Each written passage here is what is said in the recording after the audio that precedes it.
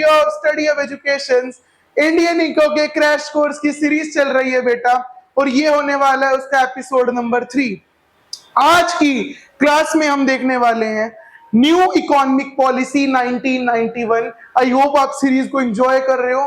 Total 8 episode तो इसके chapters के होने वाले हैं, और 2 सरप्राइज बोनस एपिसोड्स में आपको देने वाला हूं। वो आपको तभी पता लगेगा जब वो रिलीज होंगे।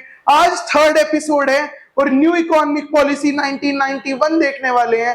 तो फटाफट अपनी कुर्सी की पेटियां बांध लीजिए और कॉपियां निकाल लीजिए। शुरू करते हैं न्यू इकोनॉमिक पॉलिसी 1991।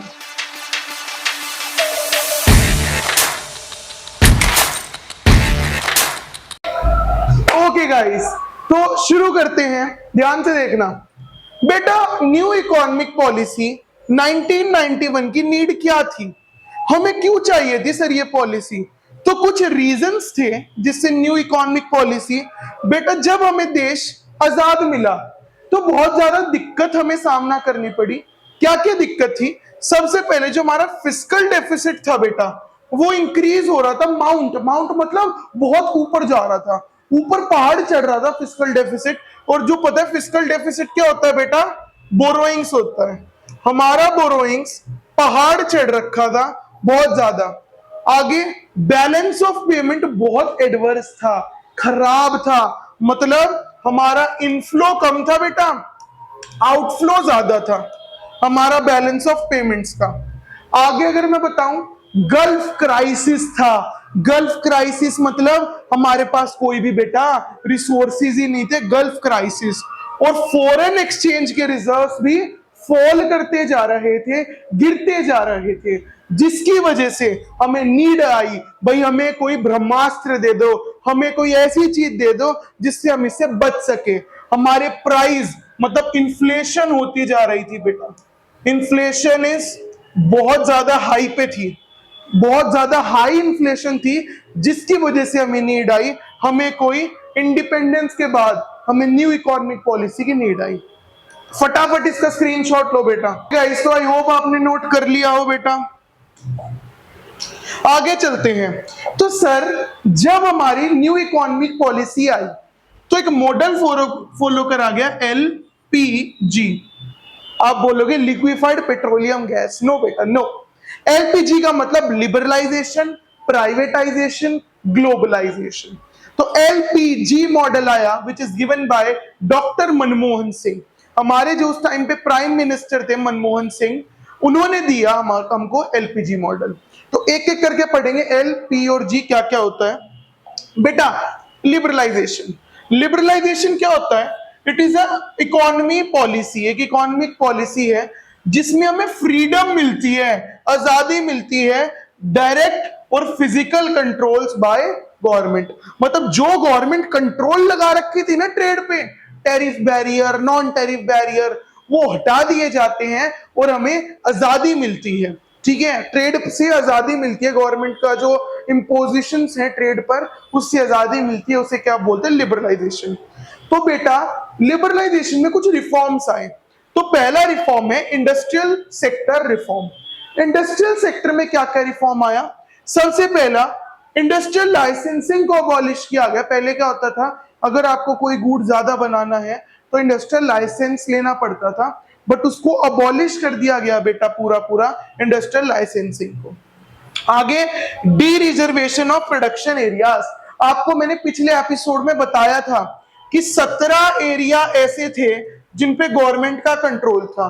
ठीक है, शेड्यूल ए की जो इंडस्ट्री थी IPR 1956 में, उस 17 एरियाज को 3 एरियाज में चेंज कर दिया गया बेटा। और 3 एरियाज भी कौन कौन से थे? एटॉमिक एनर्जी, डिफेंस और railways. Atomic energy, defence, railway, 3 ऐसे एरियाज करे गए जहां पर पूरा कंट्रोल गवर्नमेंट का रहेगा। इसके अलावा डी रिजर्वेशन कर दिया गया, कहीं भी प्राइवेट सेक्टर ऑपरेट कर सकता है। आगे एक्सपेंशन हुआ प्रोडक्शन कैपेसिटी का। पहले कम प्रोडक्शन कैपेसिटी थी, सिर्फ इतना ही बना सकते हैं, अब उसका बेटा एक्सपेंशन हुआ कि आप ज्यादा बनाओ, कोई दिक्कत नहीं है, देश आपसे प्यार करता है बेटा। Freedom to import goods. आपको पता है पहले ना कैपिटल गुड्स को हम इंपोर्ट नहीं कर सकते थे, बट फ्रीडम आई उन कैपिटल गुड्स को इंपोर्ट करने में। तो ये सारे थे इंडस्ट्रियल सेक्टर रिफॉर्म। बेटा स्क्रीनशॉट लेते चलना। आपका हाथ शॉर्ट नोट्स और स्क्रीनशॉट्स पे, रुकना नहीं चाहिए बेटा। आगे अगर हम चलें, ध्यान से देखना, इसके बाद सर कौन से रिफॉर्म आए? फिनेंशियल सेक्टर रिफॉर्म्स आए जो हमारे बैंकिंग सेक्टर में हुए। बेटा ये रिफॉर्म्स हमारे बैंकिंग सेक्टर में हुए। इसमें क्या करा गया? लिबरलाइजेशन ने शिफ्ट करा गया काफी रोल को आरबीआई को। आरबीआई पहले रेगुलेटर की तरह था जो रेगुलेट करता था एक्टिविटीज, अब उसका रोल शिफ्ट करके एज अ फैसिलिटेटर, मैनेजर की तरह बनाया गया। ठीक है, उसका रोल हमारा रेगुलेटर से फैसिलिटेटर पे शिफ्ट करा गया बेटा आरबीआई का। अब आरबीआई इंटरफेयर नहीं कर सकता किसी काम में, बस वो ऊपर से वॉचमैन की तरह सुपरवाइज कर सकता है, तो इसलिए आरबीआई को watchman of Indian banking system भी बोला गया। ओके, अगला है फिस्कल रिफॉर्म्स बेटा। फिस्कल, फिस्कल कितना प्यारा वर्ड है फिस्कल, जिसका मतलब होता है टैक्सेशन। ठीक है, फिस्कल का आप आगे जाके मत तो समझोगे बेटा टैक्सेशन। फिस्कल रिफॉर्म्स में हमारे टैक्स स्ट्रक्चर में काफी सारे रिफॉर्म्स आए बेटा। तो आपको थोड़ा सा ब्रीफ कर दूं जो हमारे पिछले गवर्नमेंट बजट की वीडियो में था। टैक्स दो तरीके का होता है, डायरेक्ट टैक्स और इनडायरेक्ट टैक्स। डायरेक्ट टैक्स क्या होता है बेटा? कि जो डायरेक्ट एक पर्सन पे इंपोज हो, लाइक इनकम टैक्स, और वो शिफ्ट ना कर सकता हो। मेरे पापा पे इनकम टैक्स है, वो मुझे थोड़ी कह सकते हैं जा बेटा तू भर, मैं नहीं भर रहा, बाढ़ में जा। ठीक है, ऐसा नहीं कर सकते, उन्हें ही भरना पड़ेगा। बट जिसका बर्डन शिफ्ट हो सके, भाई मेरे पे आया, मैंने अपने पापा को बोल दिया पापा प्लीज भर दो पापा, मेरे पास पैसे नहीं है पापा, तो जो ऐसे बर्डन शिफ्ट हो सके उसे हम क्या बोलते हैं बेटा? Indirect tax. इसका एग्जांपल जीएसटी हो गया, और इसका एग्जांपल इनकम टैक्स हो गया बेटा। इसका एग्जांपल इनकम टैक्स एंड, और इसका एग्जांपल जीएसटी। तो ये हमारे दो तरह के टैक्स है। सर रिफॉर्म क्या क्या है? ध्यान से देखना बेटा, रिफॉर्म क्या क्या है। सबसे पहले रिफॉर्म में मैंने आपको बताया, फिस्कल रिफॉर्म में टैक्स स्ट्रक्चर को सिंप्लीफाई करा गया। पहले बहुत कॉम्प्लेक्स टैक्स स्ट्रक्चर था, उसको सिंप्लीफाई करा गया, इजी करा गया। प्लस सबसे बड़ा टैक्स तो भाई धप्पा मोदी जी ने दिया। क्या मोदी जी ने धप्पा दिया? Introduction of GST. Introduction of GST बेटा, जीएसटी इंट्रोड्यूस करा गया मार्केट में। जीएसटी इंट्रोड्यूस करा गया ताकि हम one nation one tax policy पे आ सके, one nation one tax. Got it? ये आपका था बेटा फिस्कल रिफॉर्म। आगे अगर चलें, external sector reforms. External sector क्या होता है बेटा? जो इंटरनेशनल ट्रेड के साथ डील करता है। इंटरनेशनल ट्रेड के साथ जो डील करता है उसे बेटा क्या बोलते हैं? हमारा एक्सटर्नल सेक्टर रिफॉर्म। इसके अंदर फॉरेन एक्सचेंज रिफॉर्म आते हैं और फॉरेन ट्रेड पॉलिसी रिफॉर्म आते हैं। ठीक है, इसमें कुछ करेंसी पे काम करा गया, डिवैल्यूएशन ऑफ करेंसी पे फोकस करा गया बेटा। डिवैल्यूएशन ऑफ करेंसी, करेंसी को डिवैल्यू करा गया ताकि हम ज्यादा से ज्यादा एक्सपोर्ट्स कर सकें, बाहर से हमारा माल ज्यादा खरीदा जाए। ओके बेटा, आगे डिवैल्यूएशन के बाद क्या करा गया? इंपोर्ट और एक्सपोर्ट ड्यूटी कम करी गई। इंपोर्ट और एक्सपोर्ट जो ड्यूटी थी उसको रिड्यूस करा गया। ठीक है, तो ये दो मेजर स्टेप्स थे जो हम एक्सटर्नल सेक्टर रिफॉर्म्स में लेके आए। फटाफट बताओ, समझ आया एक्सटर्नल सेक्टर रिफॉर्म्स? ओके, अगर मैं आगे चलूं तो प्राइवेटाइजेशन क्या है बेटा? What is privatisation? नाम ही बोल रहा है प्राइवेट। हम पब्लिक सेक्टर को किसके अंडर में ट्रांसफर कर रहे हैं? प्राइवेट सेक्टर में। It is the general process of involving the private sector. It is the process कि हम प्राइवेट सेक्टर को इन्वॉल्व कर रहे हैं। किसमें इन्वॉल्व कर रहे हैं? ओनरशिप और ऑपरेशन में। कि किसकी? State own enterprise. ऐसे याद करो, देखो किसको इन्वॉल्व कर रहे हैं? प्राइवेट सेक्टर को। किसके लिए? Ownership and management. किसकी? State own enterprise. Got it? 3 points. ठीक है, जिसकी हम प्राइवेट सेक्टर इन्वॉल्व हो रहा है for ownership and management of state owned enterprise बोल लो। इसको एससीओ भी बोल सकते हो या पीएसयू, पब्लिक सेक्टर यूनिट, आप कुछ भी बोल सकते हो। ओके, अब सर इसकी नीड क्यों थी? Most common and important objectives क्यों नीड थी वो पढ़ने वाले हैं सर। सबसे पहले हमारी फाइनेंशियल कंडीशन इंप्रूव हो जाए गवर्नमेंट की। यार एक बात बताऊं, मैं प्राइवेट को बेच रहा हूं कुछ, तो मुझे तो पैसा मिलेगा जिससे मेरी फाइनेंशियल पोजीशन भगवान की दया से इंप्रूव हो जाएगी। ठीक है, अगला रेजिंग फंड्स। हम फंड्स रेज कर सके थ्रू डिसइन्वेस्टमेंट। इस वर्ड पे मैंने एक कर्व इसलिए बनाया बिकॉज दिस इन्वेस्टमेंट का मतलब होता है कि जब हम 51% और मोर शेयर्स किसको ट्रांसफर कर दें, प्राइवेट सेक्टर को, मतलब मेजॉरिटी किसके हाथ में दे दें, प्राइवेट के हाथ में दे दें, तो उसे हम बोलते हैं बेटा डिसइन्वेस्टमेंट। ओके, हम वर्कलोड कम करें गवर्नमेंट पे इतना वर्कलोड है कि गवर्नमेंट को बोलना पड़ता है बेटा लंच टाइम के बाद आना, ठीक है, तो वो वर्कलोड कम करने के लिए हमें प्राइवेटाइजेशन अडॉप्ट करा। आगे एफिशिएंसी, एक बात बताऊं, हमारी सरकार एफिशिएंट हो ही नहीं सकती जब तक दो लड़ेंगे, मिस्टर गांधी और मिस्टर मोदी, की सत्ता मेरी, तो इसलिए वो कमांड प्राइवेट हाथों में सौंपी गई कि हम एफिशिएंसी, मेट्रो आ रही है, वो सिर्फ पब्लिक इंटरवेंशन नहीं है, प्राइवेट उसमें पूरा इन्वॉल्व है, एक एफिशिएंट सिस्टम आ रहा है, वो प्राइवेट की वजह से आ रहा है बेटा। आगे बेटर गुड्स और चॉइसेस मिल सके कंज्यूमर्स को। आज आप देख पा रहे हो ना जीन्स के 10 टाइप, वो प्राइवेट सेक्टर की बदौलत है। अगर आप गवर्नमेंट में रहते तो खादी, सब कुर्ता पजामा पहन के, धोती कुर्ता पहन के गांधी बने हुए होते हम, ठीक है, तो इतनी वैरायटी और इतना बेटर गुड्स आप जो देख पा रहे हो बेटा, वो प्राइवेट सेक्टर की बदौलत ही आप देख पा रहे हो। एक हेल्दी कंपटीशन रहे विद इन द इकोनॉमी। आप सबको पता है गवर्नमेंट को जब तक कंपटीशन फेस नहीं होगा वो डेड वेट बनती जाएंगी, हमने थोड़ा सा इसके बारे में देखा, तो उसके लिए एक कंपटीशन क्रिएट करना जरूरी था, किसके बीच में, प्राइवेट वर्सेस पब्लिक, इनके बीच में कंपटीशन क्रिएट करना बेटा जरूरी था, जो करा गया। ओके, और लास्ट है फॉरेन इन्वेस्टमेंट। एक बात तो एफडीआई आएगी बाहर से, ठीक है, हम प्राइवेट को एंट्री दे रहे हैं तो एफडीआई बाहर से आएगी, उसके लिए भी प्राइवेटाइजेशन करा गया। मोस्ट इंपॉर्टेंट, मैंने 6 मार्क का क्वेश्चन, 5 मार्क का क्वेश्चन बेटा यहाँ कवर करा हुआ हूं मैंने, ठीक है, बहुत अच्छा क्वेश्चन था, आप स्क्रीनशॉट लेके चल सकते हो, ठीक है, बहुत बढ़िया बढ़िया मैं आपको लाने वाला हूं एपिसोड्स। आगे ग्लोबलाइजेशन, सर हमारी इंडिया काफी सारी इकोनॉमीज है वर्ल्ड की, जब उन सारी इकोनॉमीज को मैं ऐसे इंटीग्रेट कर देते हैं ना, तो इसे क्या बोलते हैं, हमारी वर्ल्ड इकोनॉमी, और इस प्रोसेस का नाम क्या है, ग्लोबलाइजेशन बेटा। तो it may be defined as process associated with increasing openness, खुल गए हम, जो कभी पापा के आगे नहीं खुल सकते वैसे खुल गया, हाँ भाई यार चक में आ गया, increasing openness, growing economic interdependence, मैं शब्द ऐसे लाऊं भारी भारी, जो वो मेरे दिल को कर गई तोड़ के मेरा दिल भारी, मैं वैसे शब्द आपके लिए लेकर आया हूं भारी। इंटरडिपेंडेंस, मैं उस पे डिपेंडेंट, वो मेरे पे डिपेंडेंट, तो एक ऐसी सिचुएशन क्रिएट करेगी ग्लोबलाइजेशन में। इकोनॉमिक इंटीग्रेशन, ये मैं ऐसे वर्ड लाया हूं जो पेपर में लिख देना बोर्ड वाला, एक अगर लेडी होगी तो किस करेगी तो शीट पे तुम्हारी, ऐसा पेपर बन जाएगा, ठीक है। इकोनॉमिक इंटीग्रेशन हुई, सारी इकोनॉमी इंटीग्रेट हो गई, जो मैथ्स पढ़ते से पता होगा, इंटीग्रेशन सब कुछ जोड़ दो, और वर्ल्ड इकोनॉमी बन गई बेटा एक, ठीक है, इंस्टेड ऑफ हम देश की अलग अलग इकोनॉमी बनाए, एक वर्ल्ड इकोनॉमी बन गई बेटा, ठीक है, सारी इकोनॉमीज इंटीग्रेट करके वर्ल्ड इकोनॉमी बन गई आपकी, ठीक है। अब जो मैंने डायलॉग बोला इसके नीचे गाना लगा देना, सर नीड्स टू हेजिटेट, और पीछे एक बढ़िया म्यूजिक, इससे पहले आप देखो गाइस, ठीक है।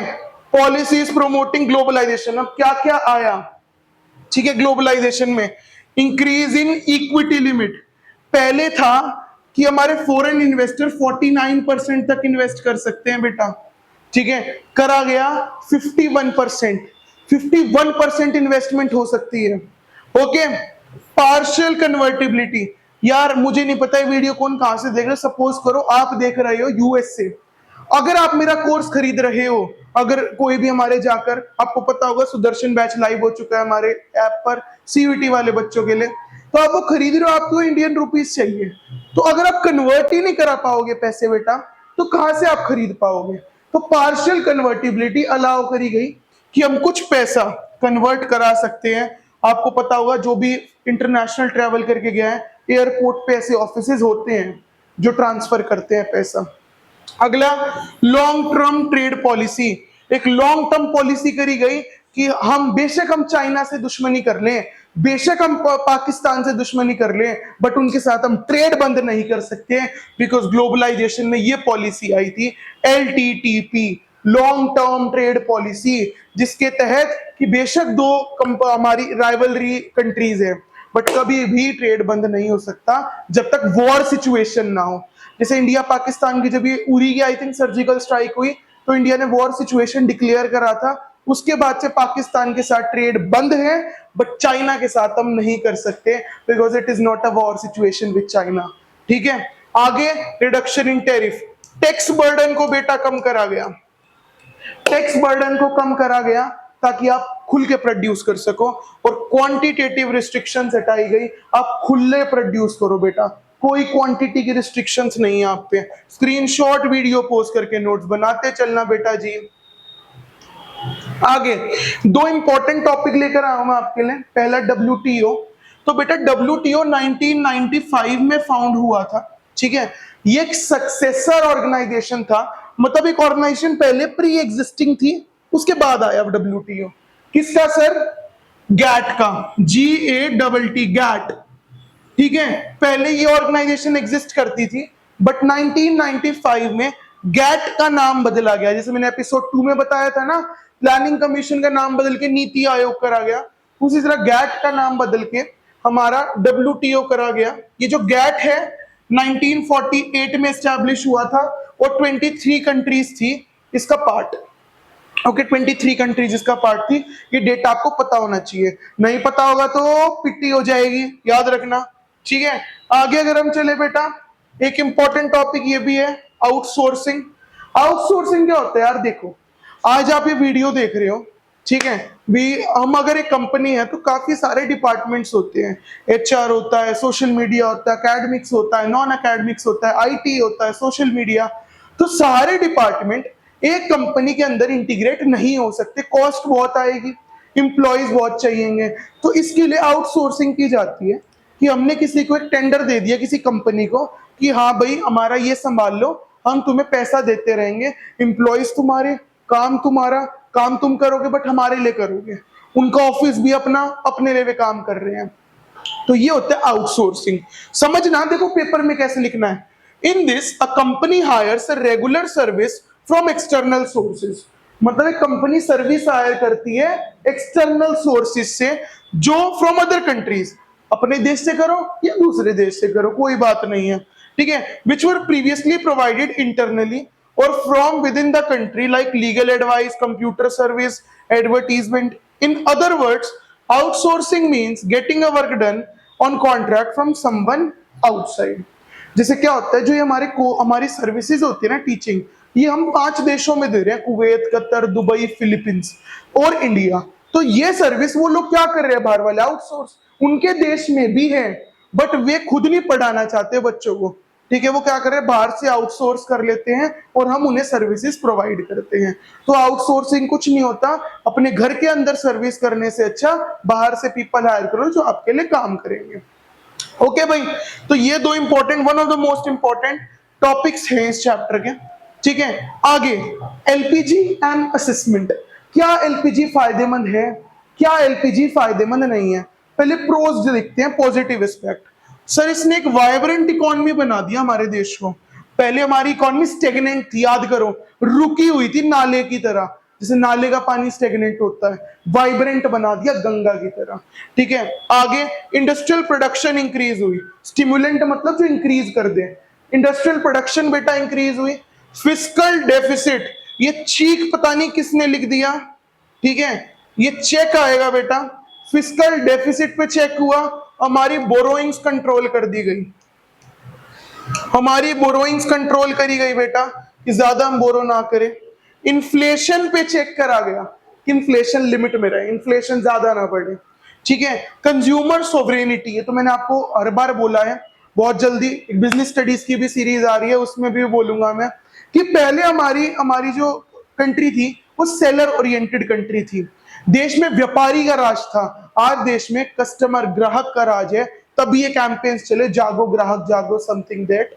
तो कंज्यूमर सोवरेनिटी, कंज्यूमर को सोवरेन पोजीशन पे रखा, सोवरेन मतलब हायर पोजीशन पे। एंड अगला flow of private foreign investment, PFI आया, ग्लोबलाइजेशन। आज आप देख रहे हो गुजरात क्या पहुंच गया, एक टाइम पे गोधरा टैक्स से वहां, आज वो one of the most richest states में से आता है हमारे देश की। क्यों? क्योंकि मोदी जी ने वहां पर प्राइवेट फॉरेन इन्वेस्टमेंट को टारगेट किया। Got it. आगे अगर हम चले बेटा तो क्रिटिकल इवैल्यूएशन करते हैं इसका। क्रिटिकल इवैल्यूएशन में हम क्या कर सकते हैं, ध्यान से समझना। क्रिटिकल इवैल्यूएशन में कर सकते हैं कि नेगेटिव इंपैक्ट भी काफी आया। पहला, एग्रीकल्चर को नेग्लेक्ट किया गया, सिर्फ इंडस्ट्री इंडस्ट्री इंडस्ट्री इंडस्ट्री पे फोकस करा गया। हमारी कंट्री जो एग्रीकल्चर बेस्ड थी, इस एग्रीकल्चर को इग्नोर करा गया। ठीक है, ज्यादातर अर्बन कंसंट्रेशन थी, अर्बन मतलब शहरीकरण करा गया। ज्यादातर फोकस किस पे था बेटा, अर्बनाइजेशन पे। अर्बनाइजेशन पे फोकस ज्यादा था, शहरीकरण करा गया, रूरल डेवलपमेंट गया भाड़ में। ठीक है, रूरल डेवलपमेंट पे इतना ध्यान नहीं दिया गया। इकोनॉमिक कोलोनियलिज्म, हम देखो आज मेरा पैनल देश से बाहर बना है, ये कैमरा देश से बाहर बना है, ये पेन देश से बाहर बना है, बस दिल है हिंदुस्तानी। ठीक है, उसी तरह आपका लैपटॉप देश से बाहर बना है, फोन देश से बाहर बना है। यार हम तो बाहर के देशों की अभी भी गुलामी कर रहे हैं।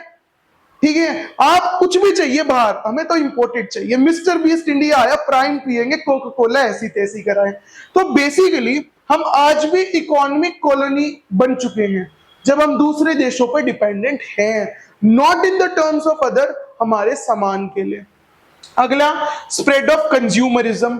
कंज्यूमरिज्म का स्प्रेड हुआ बहुत ज्यादा, तो बहुत ज्यादा फ्रॉड्स वगैरह का वो हुआ। ठीक है, लोपसाइडेड ग्रोथ, ग्रोथ जो हुई वो अनबैलेंस्ड हुई बेटा, बहुत ज्यादा अनबैलेंस्ड ग्रोथ हुई, मतलब बैलेंस्ड नहीं हुई।